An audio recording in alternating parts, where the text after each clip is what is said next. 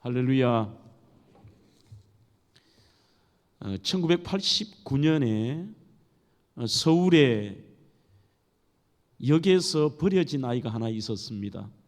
이 아이는 스스로 변을 볼 수가 없어서 배가 올챙이처럼 부풀어 올라 있었습니다. 시립병원으로 보내졌습니다. 수술 경비를 어떻게 할 방법이 없어서 임시로 이 아이의 옆구리에 구멍을 뚫고 변을 받아냅니다. 당시만 해도 우리보다는 해외에서 이렇게 대한민국의 아이들이 입양이 많이 되었습니다. 그래서 그 소식지를 통해서 미국의 콜로라도주의 몬트로시라고 하는 곳에 있는 공립학교 교장 선생님 부부가 잡지를 통해 이런 안타까운 사연을 보게 되었고, 그 중에 수많은 입양 아들 중에서도 이 아이가 눈에 들어왔습니다. 그래서 곧바로 비행기표를 끊고 한국으로 와서 바로 그 아이가 있는 곳에 가서 임시 수술을 받은 다음에 이 장애가 있는 아기를 입양을 합니다. 그리고 이 아이가 어떻게 된지는 알지 못하지만 한국의 신문사에서 그 입양아의 기록들을 보면서 과연 이때 입양된 1989년에 미혼모의 이 장애의 아기가 어떻게 되었을까 궁금한 것입니다. 그래서 취재를 가서 보니까 이 아이는 아주 건강하게 활달한 그런 아이로 자라 있었습니다. 2000년 1월에 방문을 했으니까 이 아이는 청소년기였겠죠. 아주 개구장이처럼 밝게 자랐는데 그 부모님의 이야기를 들어보면 이 아이는 3년에 걸쳐서 미국에 와서 3번의 수술을 합니다. 한 번 할 때마다 적게는 1,800만 원, 많게는 6천만 원씩 드는 이 3번의 수술을 받게 되죠. 그렇게 3번의 수술을 받은 다음에 부모님들의 건강한 사고 또 그들의 신앙으로 말미암아 이 아이는 아주 건강하게 자랍니다. 물론 이 집에는 이 아이를 입양하기 전에 2명의 우리 한국의 아이를 더 입양을 했습니다. 큰아이는 니콜라스라고 해서 울산에서 입양된 아이, 또 한 아이는 실리아라고 하는 딸아이는 부산에서 입양이 된 고아였습니다.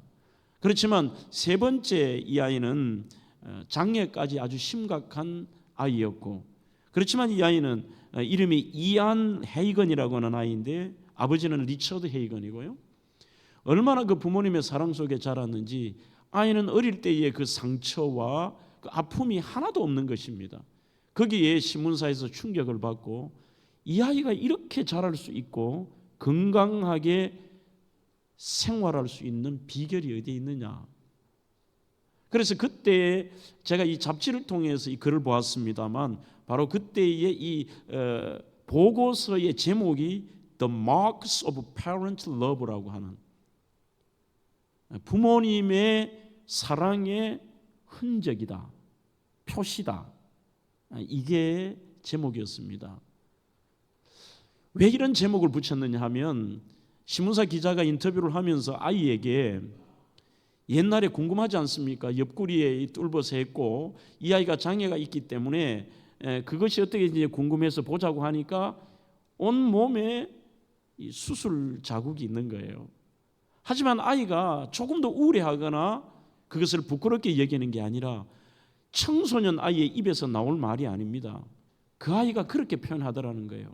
이것은 내 부모님의 사랑의 표시라는 거죠. 사랑의 표시다. 사랑하는 성도 여러분, 어찌 보면 많은 성도들에게는 그 흔적과 상처라는 것이 있습니다.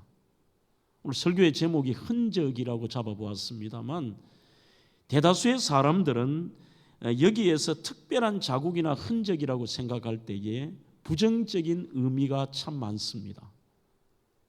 내 몸에 어떤 상처가 있다고 하면 옛날의 아픔이라든지 부끄러운 것이라든지 그리고 심지어 마음의 흔적이라고 하는 것은 내가 오랫동안 잊지 못하고 씻을 수 없는 마음의 상처를 가지고 흔적이라고 말할 때도 있습니다.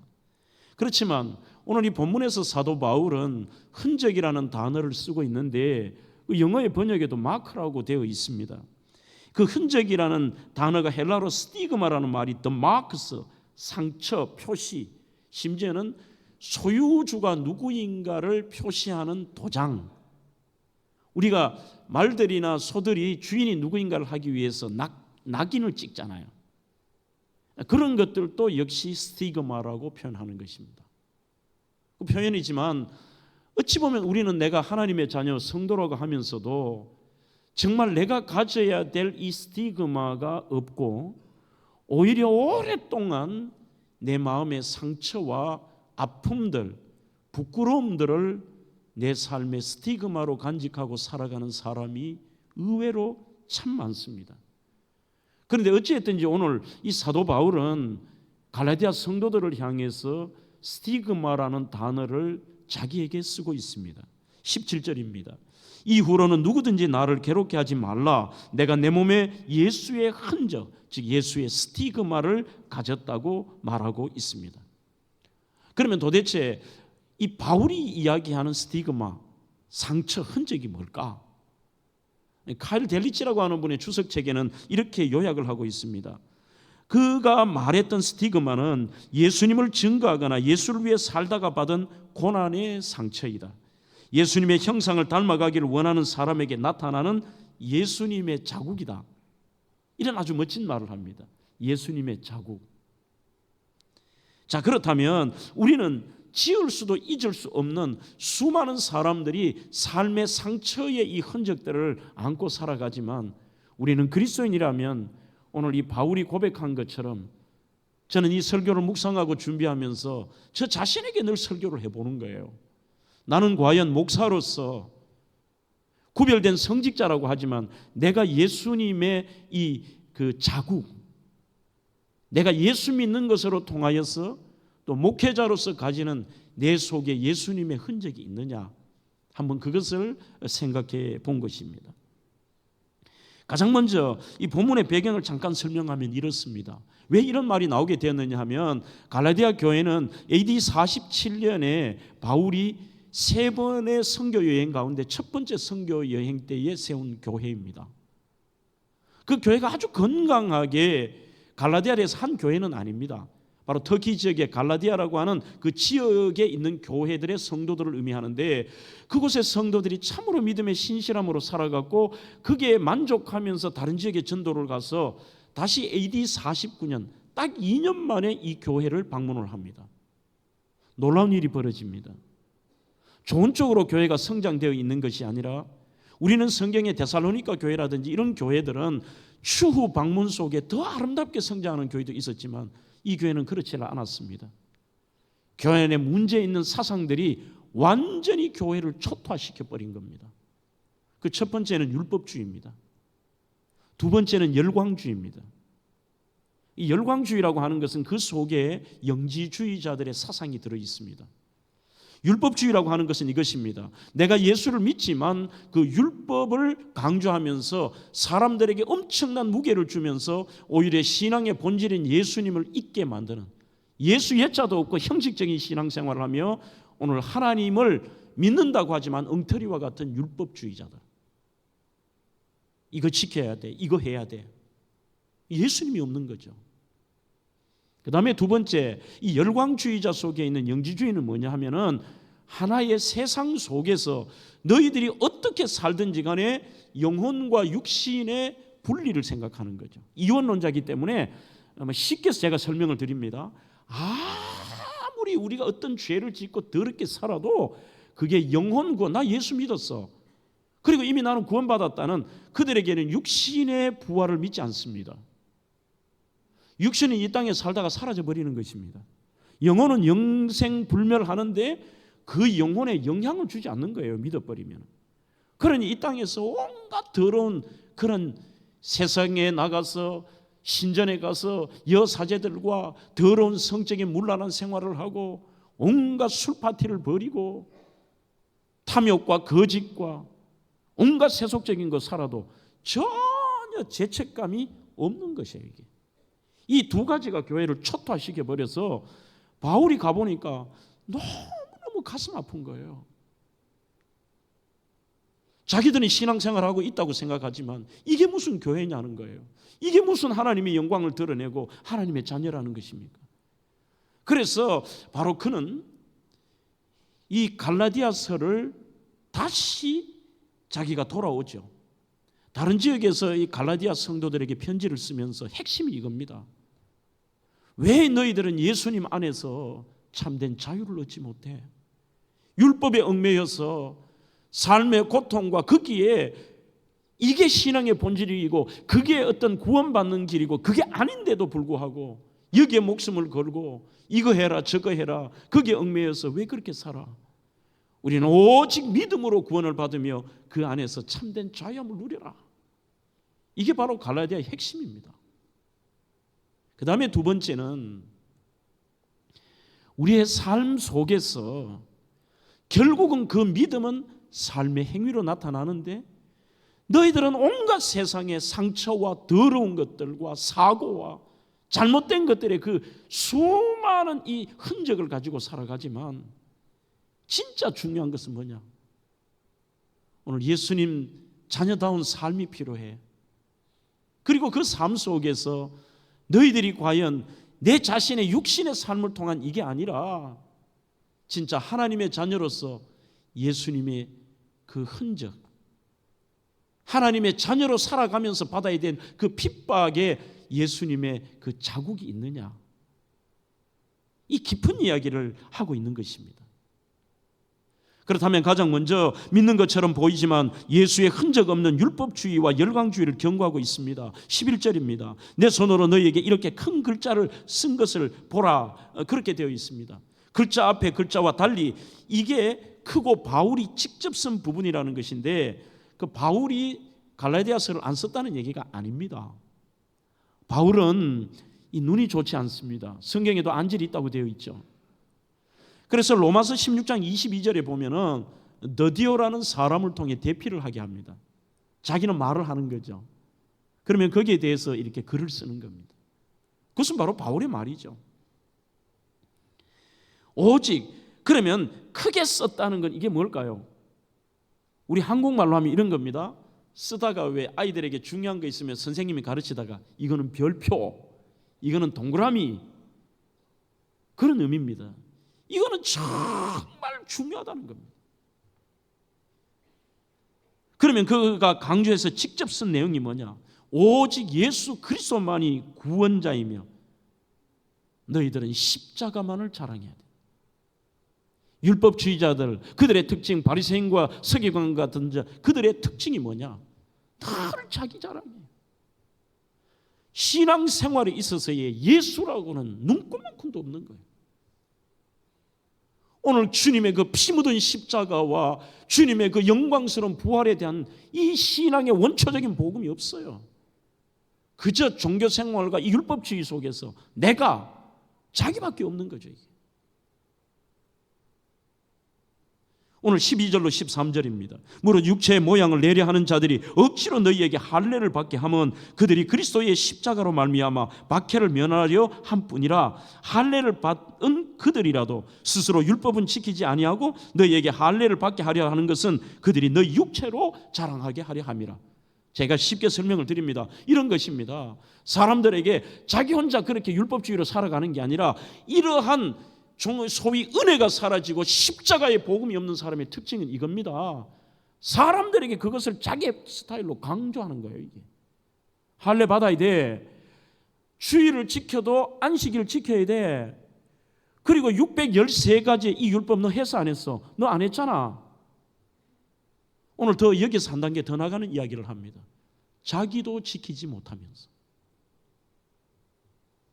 이렇게 자유하라고 하는 책에 보면 율법주의자들은 외식적 삶을 추구한다고 되어 있습니다. 12절입니다. 무릇 육체의 모양을 내려 하는 자, 모양인 거죠. 겉으로는 거룩한 척하고 겉으로는 예수 믿고 겉으로는 중직자고 겉으로는 수십 년 신앙생활하고 겉으로는 남들이 보면 신앙 있는 것처럼 보이지만 다른 이의 영혼 구원도 관심이 없습니다. 자신의 거룩함도 진정한 목적이 아닙니다. 오직 사람에게 얼마나 내 자신이 거룩하고 내가 잘났느냐를 이것만을 드러내는 것이 자기도 모르는 목표가 되어버린 것입니다. 두 번째는 억지로 다른 사람을 잘못된 자기에게 맞추려고 합니다. 12절에 나옵니다.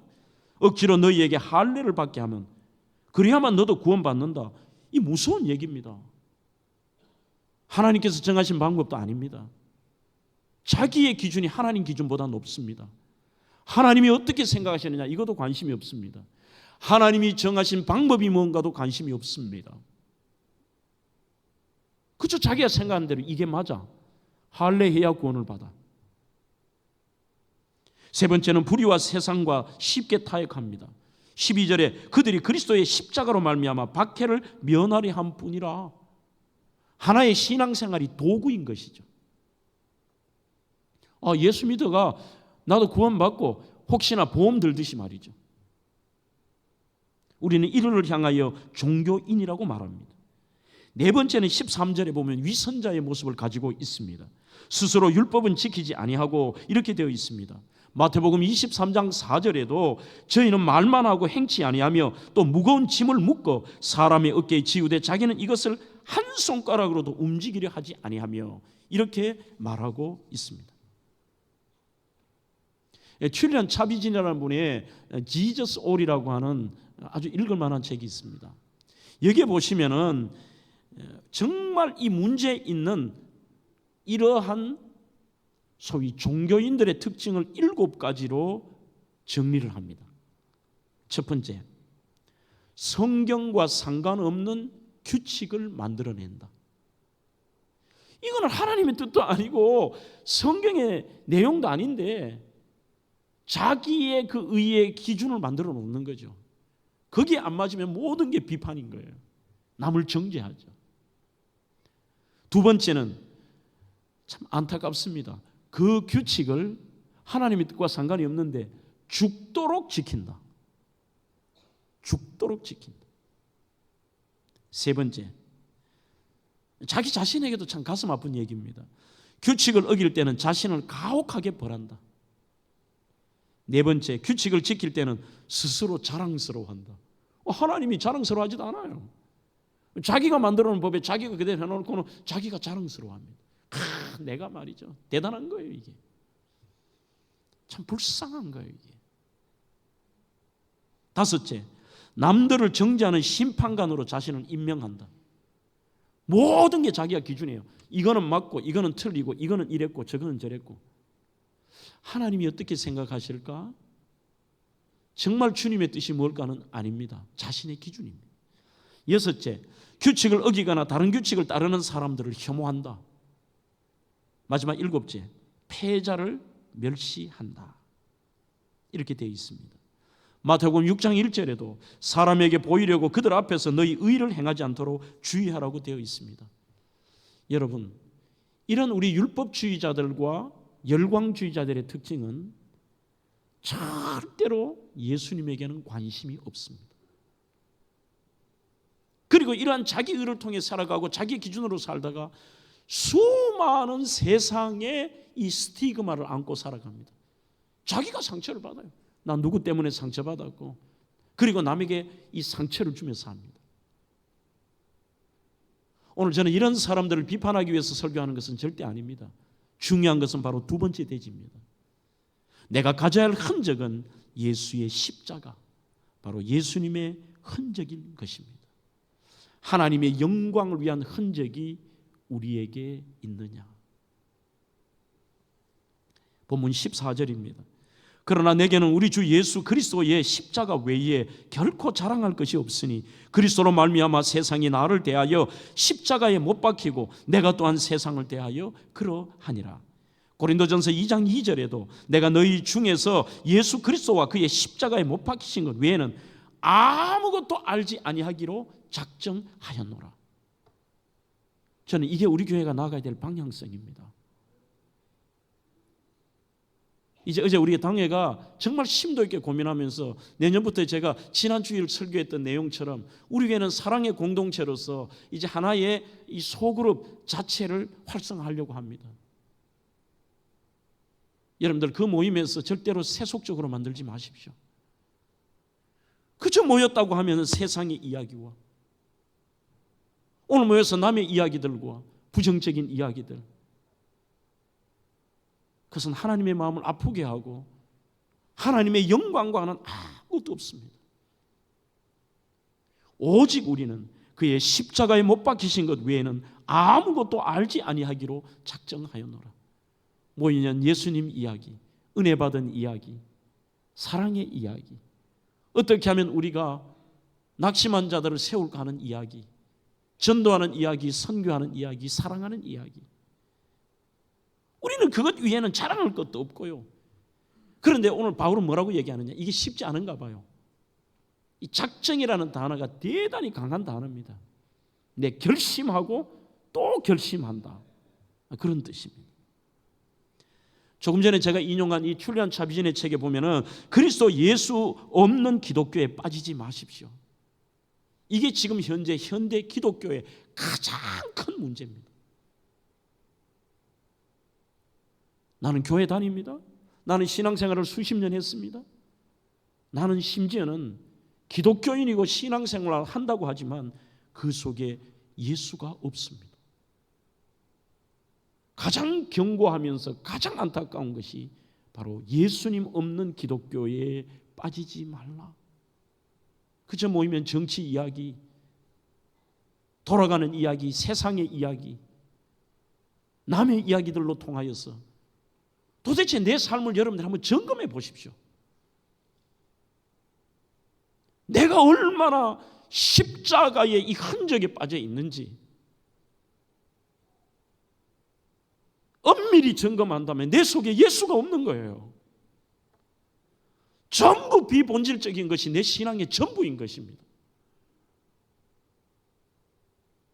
언젠가는 우린 주님 앞에 설 것입니다. 잠시 머물 이 세상은 헛된 것들 뿐이니. 우리는 세상에 나가 사는 것만을 생각하지만 교회 안에 있지만 그리스도, 예수 그리스도 없는 기독교에 빠져 있다는 거예요. 이게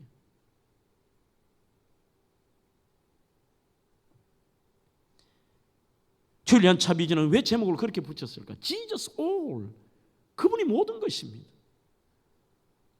청년들도 그런 찬양하잖아요. 과연 청년 여러분들에게 예수가 전부이십니까? 약할 때 강함 되시네 나의 보배가 되신 주 나의 모든 것.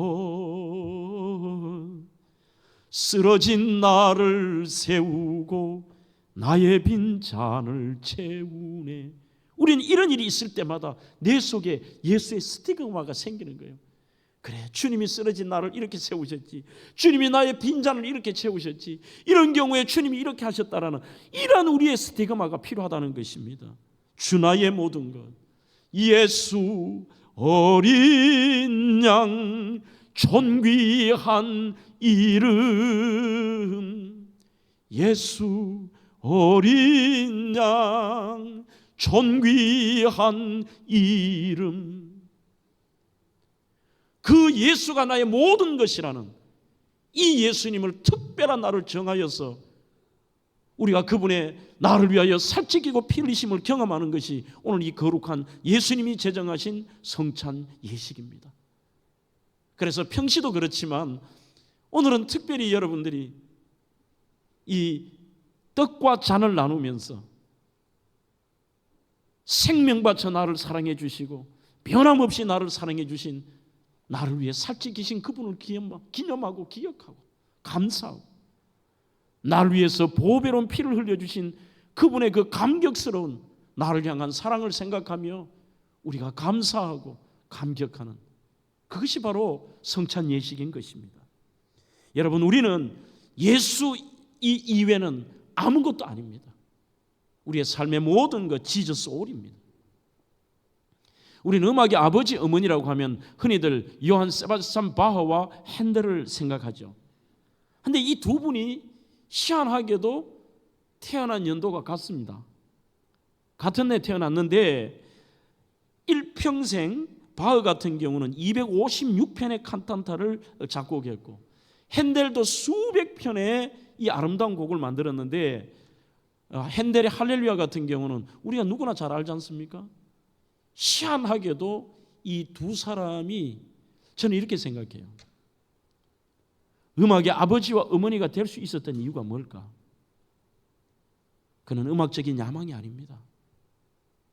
내 개인적인 그런 굉장한 명예도 아니었습니다. 희한하게도 이 두 사람의 악보를 제가 본 적이 있는데요, 똑같아요. 악보 내용이 똑같다는 게 아니라 이들은 처음에 그 악보를 자기가 기도하면서 악보를 쓸 때 제일 앞에, 영어로 말하면 JJ입니다만 라틴어입니다. JJ라고 하는 라틴어를 써놨습니다. 라틴어로 예수 유바, 예수님 도와주십시오. 예수 유바, 예수 유바. 모든 악보에 JJ예요. 오직 예수님. 내 능력이 아닙니다. 내가 잘났어가 아닙니다. 예수님 도와주십시오. 예수님 도와주십시오. 그리고 제일 악보 이제 마쳤습니다. 제일 마지막 악보에는 뭐가 적혀 있느냐면 SDG예요. 영어도 물론 아니죠. Soli Deo Gloria. 오직 하나님께만 영광. 악보 한번 보여드리세요. 제가 저 빨간 것 해놨습니다만 저 위에 JJ 보이시죠? 이것이 바로 예수 유버, 예수님 도와주십시오. 그리고 제일 아래 보시죠? 밑에 자기의 사인 위에 보면은 SDG, Soli Deo Gloria. 이 악보를, 이 곡을 마치게 하신 하나님께 모든 영광. 그래서 어찌 보면 저는 바흐라고 하면은 그의 일평생의 256편의 모든 칸타타가 예수님이 도와주시고 예수님이 나를 그렇게 쓰게 만드셨다는 예수님의 스티그마인 거예요. 예수님의 흔적. 우리의 모든 일, 왜 누구를 위해서입니까? 마크 패터슨은 이런 말을 합니다. 오직 단 한 분의 관객을 위해 살아가는 것, 이게 바로 솔리 데오 글로리아이다. 오직 예수님 전부가 아니면 아무것도 아니라는 것입니다. 예수님은 여러분 액세서리가 아니십니다. 그저 내가 가끔가다 한 번씩 예배 드리고 아니면 우리가 그분을 가끔가다 생각하는 게 아니라 그분은 우리의 전부라는 것입니다. 리더보스라고 하는 분은 세상이 나를 대하여 십자가에 못 박히고 지금까지는 세상의 영광을 구하고 인간적인 성공을 구하고 살았으나 지금은 세상적 명예와 성공의 기준들을 모두 버렸다는 것이, 이게 바로 이 중요한 예수 전부라는 뜻이죠. 심지어 내 자아가 십자가에 죽어 온몸에 예수님의 흔적으로 가득 찬 것. 갈라디아 2장 20절의 말씀입니다. 내가 그리스도와 함께 십자가에 못 박혔나니 그런즉 내가 이제 산 것 아니요 내 속에 그리스도께서 사신 것이라. 내가 완전히 죽어버린 거예요. 이게.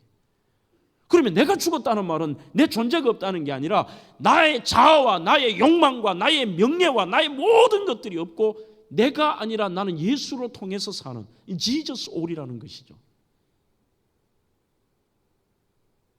그래서 이제 내가 사는 것은 나를 위해서가 아니라 나를 사랑하사 나를 위하여 자기 몸을 버리신 바로 하나님의 아들을 믿는 그 믿음 안에 사는 것이라고 말씀하고 있습니다. 오늘 마지막 세 번째로, 우리에게는 예수를 사랑하고 그 사랑을 우리는 정말 보답하며 살다가 생긴 이 스티그마가 있어야 합니다. 사랑하는 성도 여러분, 아니 저를 포함하여서 우리는 과연 그 뜨거운 주님의 모든 몸 자체가 우리를 위한 스티그마 아니에요?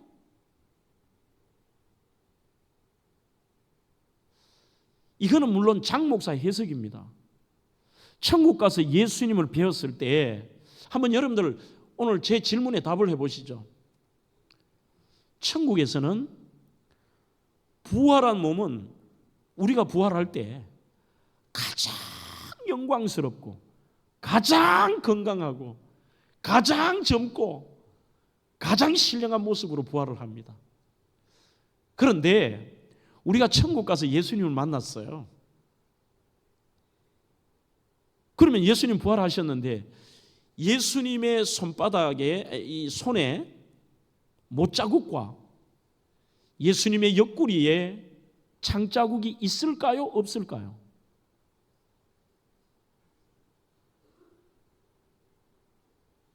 제가 분명히 말씀드렸습니다. 모릅니다. 몰라요. 물론 장목사 해석이라 그랬습니다. 저는 있다고 봅니다. 예수님이 부활하신 이후에 도마에게 보여줬잖아요. 주님의 능력이라면 완벽하게 이 자국 없을 수 있습니다.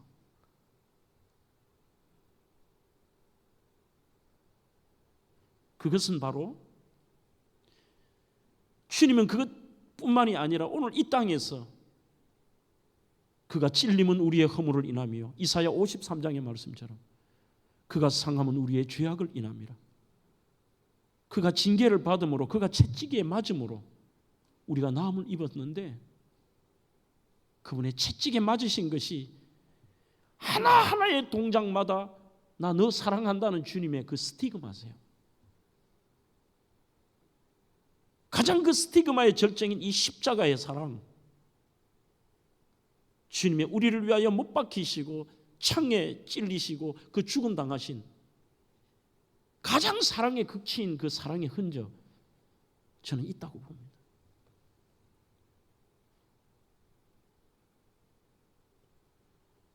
그런데 우리는 이러한 받은 사랑이 큰데 그 받은 사랑을 내가 세상을 향하여서 그리스도의 사랑을 증거하며 우리는 얼마나 많은 이 스티그마를 가지고 있느냐. 바울은 그렇게 말할 수 있을 것 같습니다.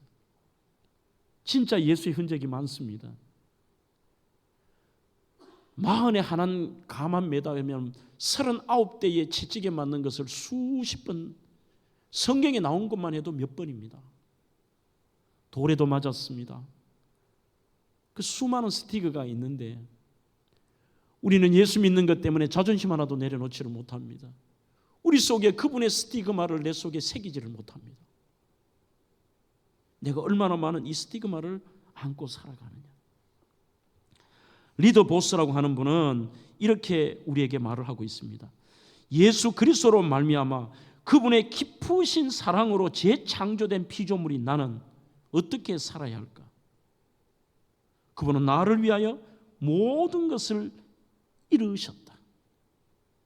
우리도 그분 때문에 나의 것을 이룰 수 있다는 이것이 바로 예수를 사랑하는 스티그마다, 흔적이다. 그렇게 이야기하고 있습니다. 방금 제가 인용한 이 리더보스라고 하는 말은 좀 재밌는 말을 하는데 어렸을 때 놀이터에 규칙이 있다고 합니다. 놀이터의 규칙은 찾는 사람이 다 갖는다는 겁니다. 맞죠? 보물찾기에도 찾는 사람이 다 갖습니다. 술래도 찾는 사람이 이깁니다. 그러나 하나님의 나라는 정확히 그 반대다. 잃은 사람이 다 갖는다. 잃은 사람이 다 갖는다. 우리가 이곳에서 내가 예수 믿는 것 때문에 수많은 그 사랑에 예수님을 증거하다가 예수님의 사랑을 증거하다가 입은 그 수많은 흔적들이 결국은 우리의 것이 된다는 것입니다.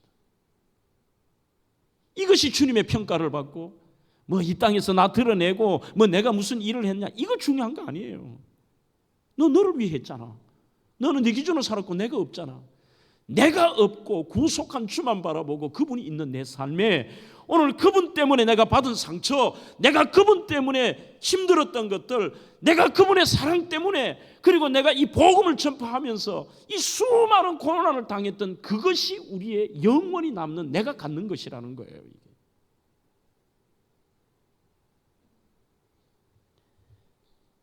하나님께 놀라다라고 하는 존 파이퍼의 책에 보면은 그리스도는 우리를 위해 죽으셨고 그리고 우리를 위해 사십니다. 그러므로 우리는 그리스도인의 삶을 살아야 됩니다. 이게 그리스도인의 삶을 사는 것이 바로 예수의 흔적입니다. 이렇게 이야기하고 있습니다. 그러면 그 첫 번째가 뭐냐? 우리가 예수님 안에 산다는 것 자체가 그분 안에 만족하는 것이라고 되어 있습니다. 만족하는 것. 성경 표현대로 하면 자족하며 감사하며, 어떤 환경에서도 우리가 자족하며 감사하며 산다는 자체가 그게 예수의 흔적이 있는 사람의 특징인 것입니다. 세상 사람 날 부러워 아니하여도 나도 역시 세상 사람 부럽지 않네. 두 번째는 청결한 자의 삶을 사는 것이라고 말했습니다. 세 번째는 오늘 예수와 이웃을 위해 넘치게 사랑하며 살 때 그때에 받는 수많은 거기에서 생겨나는 흔적들. 고린도후서 9장 8절에도 하나님이 능히 모든 은혜를 너희에게 넘치게 하시나니 이는 너희로 모든 일에 항상 모든 것이 넉넉하여 모든 착한 일을 넘치게 하려 함이라. 이 오버플로잉이죠.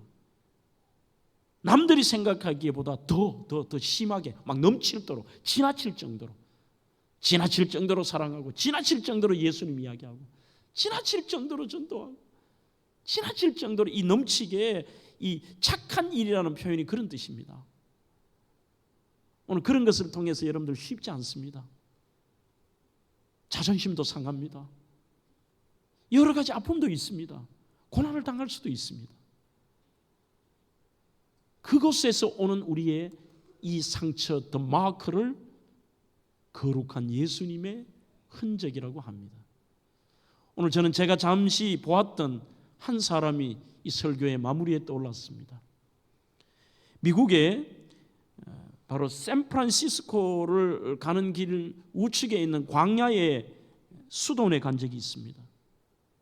오히려 수도사보다도 그 원장하시던 벨기에 출신의 98세 원장님보다도 수십 년이 지난 지금 제 머리에 남아있는 한 사람은 바로 중국인 수사였습니다. 멍크라고 하죠. 이 수도원의 식당에서 일을 하는데 그 수도원에는 들어가면 말을 못하게 합니다. 깊은 묵상과 또 기도하는 시간을 가지는데 식사 시간에도 말을 안 해요. 그렇게 아주 청빈하면서도 경건한 삶을 사는데 식단이 아주 단조로워요. 귀리하고 보리 밀을 섞은 아주 툭박한 빵, 생각보다 굉장히 맛있었습니다. 그 다음에 신선한 다양한 것이 들어가 있지 않는 양상치와 오이만 몇 개 이렇게 얹어놨는 샐러드, 그리고 치즈, 아주 묽은 습, 이게 전부였습니다. 근데 아침에 그것을 이렇게 가져다 놓는 수사의 분인데 키가 저보다도 작아요. 아주 작은 분이 한 손은 이렇게 그냥 받치고 한 손을 이렇게 샐러드 볼을 안고 오시는데 손이, 한쪽 손이 이렇게 말려 있어요. 이렇게. 아니, 저 장에 있는 분이 왜 저런 일을 하실까? 그렇게 생각을 하는데 나중에 함께 갔던 교수님에게 그 사연을 들었습니다. 바로 벨기에 원장님이 중국에 선교를 하실 때에 당시만 해도 그 중국이 이 문화합작이나 굉장히 어려울 때였는데 종교를 핍박할 때에 이 벨기에 선교사님이 추방을 당하게 되었습니다. 한 20여 년을 선교 생활을 하다가 추방을 당하는데 그때에 처음부터 끝까지 이 선교사님을 돕고 숨겨주고 구전 일들을 하고 선교사님의 통역을 하고 그분의 온갖 구전 일들을 다 했던 분인데 이분이 정부 당국에 발각이 되어서 가서 쉽게 말하면 고문을 당한 거예요. 고문을 당해가지고 이 손이 오그라드는 거죠. 그러면서 그분이 추방을 당할 때 다행히 벨기에 선교사님이 전 세계에 연락을 해서 이분 구명을 위해서 감옥에 있었는데 그분을 미국으로 데리고 온 거죠. 데리고 와서 그곳에서 함께 생활을 하는데 이 얘기를 듣고 나서 다음 날 이분의 손을 딱 보는 순간에 이게 예수의 흔적이다.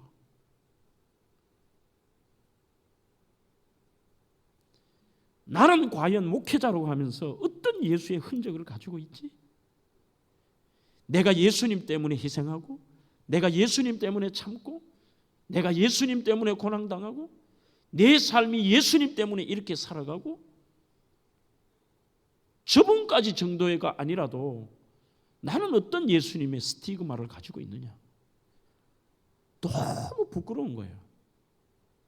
저번에 이곳에서 식당의 구준이를 나이가 70이 넘어도 저렇게 하고 있고 90이 넘은 원장을 여전히 돕고 있지만 천국 갔을 때에 저분은 보여줄 게 있구나. 이 스티그마를 보여줄 게 있잖아요.